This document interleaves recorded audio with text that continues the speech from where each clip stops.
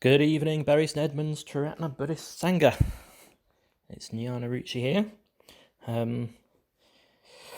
Yes, welcome to our regular Wednesday night that we're carrying on via YouTube.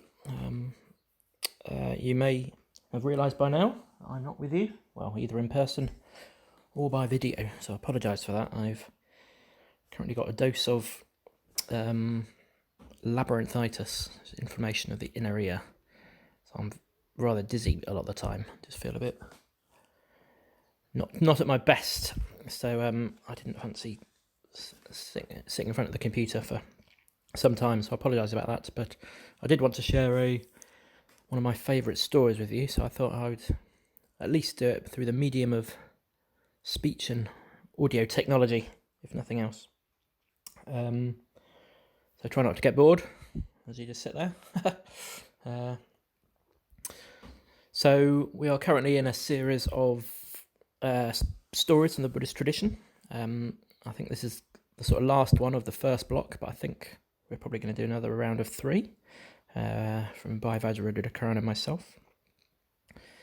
So maybe shall I say something about this? Well, this is from the Dhatu Vibhanga Sutta, so from the Majjhima Nikaya, which is one of the most sort of popular books, if you like, from the early Buddhist canon. So, probably approximates pretty closely to something that happened in the Buddha's life, or in the lifetime of around the Buddha. And it's where we get the practice of the 6 elements from, which is a meditation practice or recollection that we do in the Triratna Buddhist order, particularly. And I'll be doing a similar meditation, accompanying meditation, on a different video. So watch out for that. Maybe I'll say a bit more why I like this story at the end. But I'll just dive into it. So, picture this: 2,500 years ago, northeastern India, dusty plains, people living mostly in villages, a small town or small cities, maybe towns, and wandering holy men walking around begging for food. In the rainy season, for 3 months of the year, they would stay in one place, but apart from that, every day pretty much they'd be on the move. They'd beg in the morning for some food, spend the afternoon meditating, do a bit of walking early evening, I think, and then spend the night meditating again before getting up early morning to walk to the next village, to do a bit of teaching or find somewhere, sort of meet up with other monks and nuns that were doing the rounds of all different sort of traditions. There obviously weren't just Buddhists around, there were sort of Brahmins and Jains and all sorts of people who had funny beliefs. Some people believed that if you acted like an animal, that would free you from samsara or bondage or whatever you want to call it. There were some people that thought you needed to do lots of rituals to kind of get in tune with the universe, or make the universe continue. There were some people that thought you needed to mortify the flesh. So the Buddha did a bit of this before he was enlightened by various things: standing on one leg, or sitting in front of fires in the midday sun, or not eating food, this sort of thing. And then there were people like Buddhists who believed meditation was the answer, or ethics, meditation, and development and wisdom were the answer, meditation being a large part of that.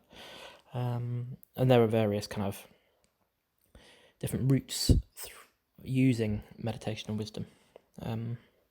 So these wanderers, as they weren't really monks as we might think of them. They would often sort of bump into each other and meet up accidentally or on purpose and discuss their various teachings and who they followed, this sort of thing, what kind of community they're involved with. So, so that's where we start with this story. So we start with an old monk or an old wanderer wandering the plains of India. It's getting late in the night. He's thinking he needs to find somewhere to spend the night. So he knocks on the door of a small household. And Bhagava the potter answers.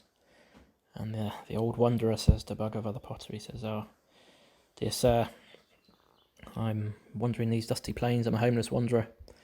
Would it be possible for me to spend the night in your shed?" And Bhagava says, he's obviously used to this sort of thing. He says, "Of course, monk. However, there is already a wanderer spending the night in my shed. But if it's all right with him, you can stay as long as you wish." So the old monk says, "Thank you very much." So he goes, knocks on the door of the shed, enters, and sure enough, he sees the young monk sitting there. He says to this young chap, "Would you mind if I can share the shed with you?" And the young monk, Pukasati is his name. He says, "By all means, sir." Or friend, no, he says, "By all means, friend." He says, "This shed is room enough for both of us."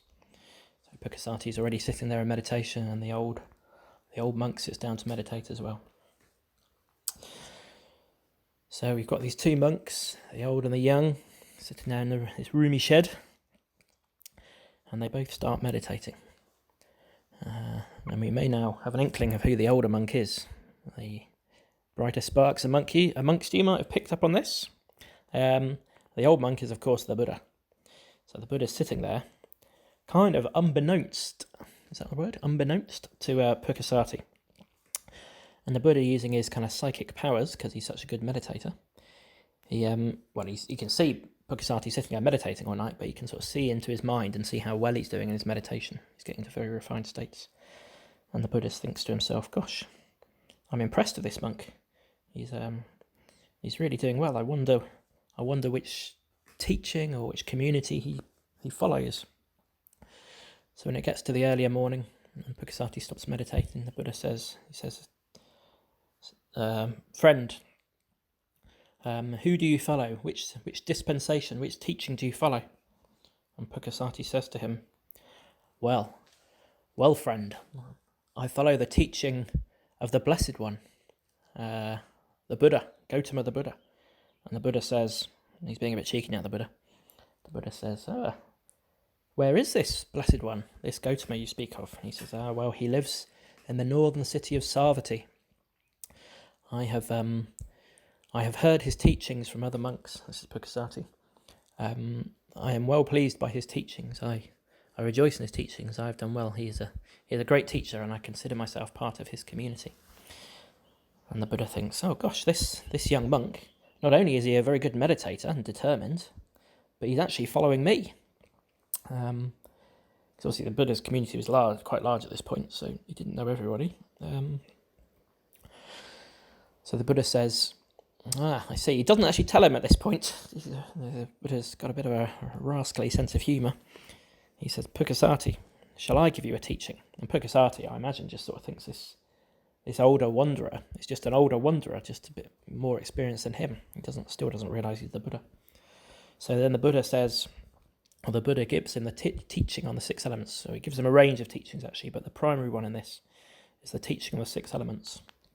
So he says to Pukasati, "There is the earth element.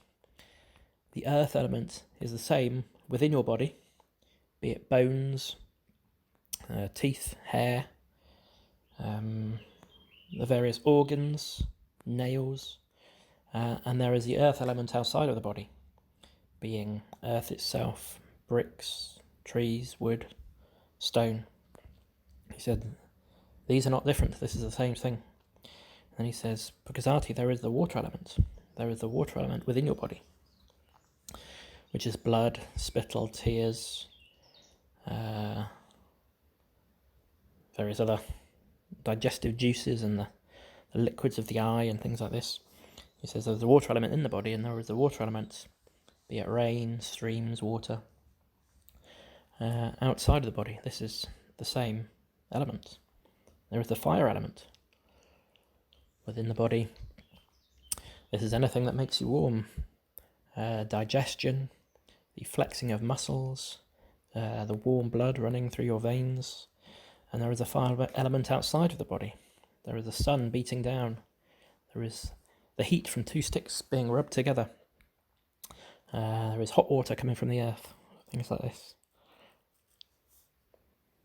So we've had earth, water, and fire.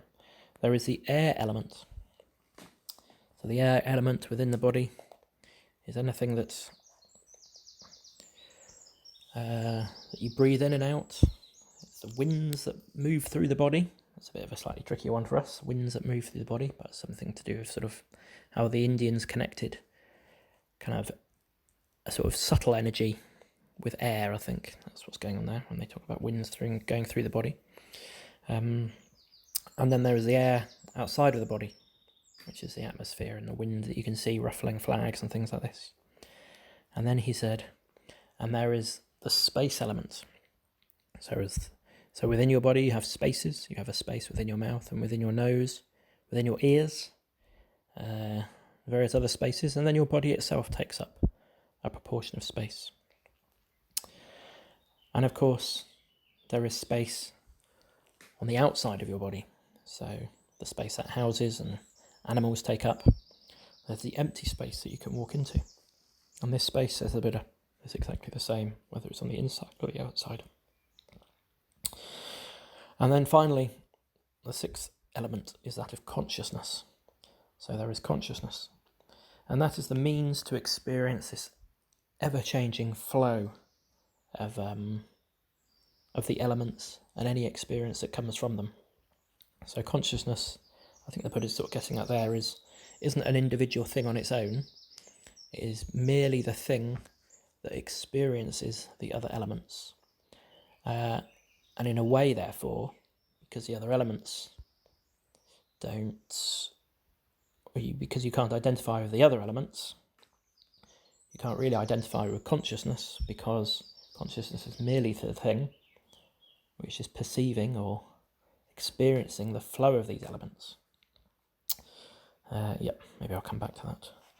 So the Buddha teaches Pukasati about these six elements, how they're the same on the inside and the outside. And he says, if you see this well, Pukasati, you will dwell in ever higher states of consciousness, and you will eventually leave any sense of clinging to a sense of self or a sense of I or anything that is mine. And because of that, you'll be free from suffering, free from bondage, and you will gain nirvana. At this point, Pukasati, he's obviously woken up a bit. He thinks, hello, this isn't any old monk that I'm sharing the shed with. This must indeed be the Blessed One. He's not in Savatthi anymore. He's right here in the shed. It must have been quite a thing for Pukasati to realise this. And he says to the Buddha, Sir, he calls him Sir now rather than friend. He says, a great transgression has come over me. I apologise for addressing you as friend. You are indeed the Blessed One, and thank you very much for this teaching. And the Buddha says that is, the Buddha's pretty relaxed about it, really. And Pukasati asks to take full ordination from the Buddha. So he's obviously just currently a sort of novice monk or a novice wanderer at this point. And the Buddha says, well, have you got your correct robe and bowl? And Pukasati says, well, I haven't actually got my correct robe and bowl yet. And the Buddha says, well, you need to go and get them first. So Pukasati goes off to get his robe and bowl. So, there we go. So, that's the story, as it were. And the reason I like it is just because it's got this, well, there's two aspects to why I like it so much. I mean, it's got this wonderful sort of teaching of the six elements, and then it's just got this very kind of human connection or human meeting. So sometimes we can get this idea of the Buddha as being, I don't know, something a bit like the Buddhist god or something like that, or a superman or super person, or, he's completely removed from, I don't know, human emotion, something like that. So, sometimes we can have these ideas about him. We obviously don't know the Buddha, so it's hard to know what he was like. And with this story, he's just very human and down to earth. So he's already enlightened. I'm just going to cough, excuse me. So he's already enlightened, and he's just walking on his own. So he doesn't have a great mass of followers or anything like that. He doesn't even have an attendant at this point. Often in these little stories, he has an attendant to help him, or just to be with him, really. But at this point, he's just on his own, wandering around. And he's very polite. He has no expectations that Bhagavar will let him stay in the shed. And he has no expectations that Pukasati will there'll be enough room in the shed for him as well. He's a very sort of humble guy. And he doesn't even, go and tell Pukasati who he is, even though we can see Pukasati's a homeless wanderer like the Buddha himself. And so the Buddha just sort of sits down and starts to meditate. He's got no airs and graces about him. Just a very sort of simple man doing what he probably does every single day. Just, begs for food, walks somewhere, and tries to find somewhere to stay for the night. And then he's impressed with the monk. And I think that's sort of quite nice as well. It just shows us, a sort of care and interest in these younger guys or younger people that are part of his community and larger community. He doesn't even know Pukasati. He's impressed with him. And he just thinks, I want to, help this guy out. He's clearly sort of resolute and ardent and committed to the path. So when they stop meditating in the morning, the Buddha says to him, what teaching do you follow? And and then I love that as well, because the Buddha's when Pukasati tells him, the Buddha's a little bit cheeky, isn't he? He's kind of he obviously he's not kind of ribbing Pukasati, is he? But he's sort of slightly kind of being a bit cheeky with him. And again, I think that sort of just gives a sense of that the Buddha's got. Again, he's not this sort of wooden grey block of a man. He's got a certain sort of, softness and sense of humour. But in an overarching sense of sort of care and wishing to help people. So that's what he does. He ends up just giving Pukasati this teaching, and Pukasati is very pleased with it. And then the teaching itself. So it's quite a deep teaching. It can be looked at on different levels, and it will be when you get ordained into the Trekna Buddhist order. It's one of the insight practices that's given. I won't be talking about it on quite that level, but where it kind of issues or attempts to help undercut any sense of conceit or belief in I am, and you let that sense go. But on a different level, you can just see it as being a very helpful meditation to get you into a sense of impermanence, less grasping of the body, and a deep relationship with the world. So I think it's kind of particularly pertinent at the moment when there's a lot of concerns about the environment and how we relate to the environment. And I'd say generally the worldview is one of relating to the environment as being one of domination, ownership, and utility. And here the Buddha is saying, well, actually, look at how you care for your body. You need the world, the things that make up the world are no different than the things that make up your body. Therefore, you need to have a sense of care for just the things that make up your body and the world, be they made of earth, water, fire, air, space, or consciousness. And I think if you have, because you can sort of take this sort of two ways in a way, you can sort of see it as almost kind of disengaging with the elements of the body through this. You could look at it like that, but you have to remember, the Buddha's other teachings of metta and compassion, and the need for the body to be in a good state to practice Buddhism, to practice the Dharma. Metta being at the core of that. Metta for yourself and for others, of course. So knowing that's how the Buddha generally sort of perceives people and their bodies, then by extension, if you have care for your own body and what makes it up, and then you start to see that the world is no different. In one perspective, from your body, you need to have that same care and compassion for the world. So I think it's a very holistic meditation, and helps to break down that barrier that we can sometimes get into between ourselves and the world. So you can look at this in different ways. So maybe the most obvious way of looking at it, maybe to do with vegetarianism. So you can see this as the earth element. So earth element is the same inside and outside. And how do we intake the earth element? Through what we eat. So we could eat things like grain in bread, or potatoes. I like them because they're quite sort of hard, so they have an earthy quality to them. Or biscuits, they're really hard, aren't they? Or cereals, something like this. He's saying, if you need to sort of see how the food you're taking in is no different from what's already inside of your body and making up the body. And then you will lose the food at some point through your hair dropping out, your nails growing and being clipped, your skin roughing up and what's it called? Coming off you. And then obviously excreting processed food by your feces, and it goes back into the ecology of the world.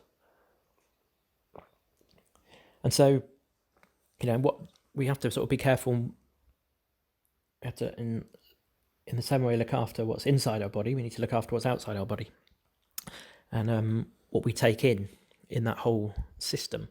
So we can look at it as, if we care for our bodies, why do we not care for the bodies of animals, say?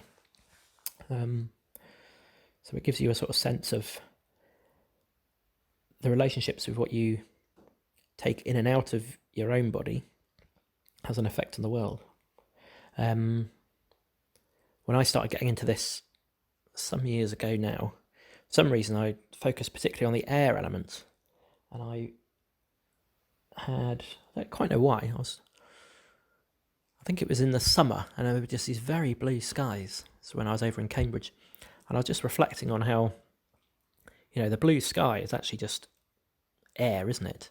And air's just around me. So I was basically around, the sky was around me. And then the trees have to take in air to live, and they exhale. What do they exhale? Well, oxygen, don't they? And then I have to take in oxygen to live and exhale carbon dioxide, which the trees then. And I was just dwelling on this for some time. I used to get into these slightly sort of mystical states in relation to me, the sky and trees. It could be quite blissful actually. And then that definitely brought a sense of care to the trees that were in my vicinity.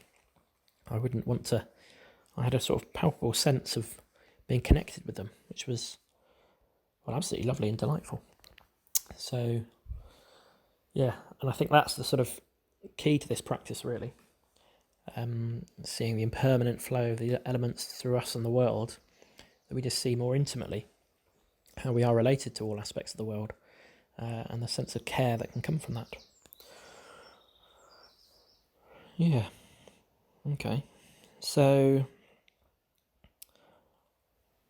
I will be doing a complimentary talk on lead through of this sort of meditation on the 6 elements. But I'm aware that you're just listening to a disembodied voice and probably a still image of me. Delightful though that is, I'm sure. I don't want to go on too long.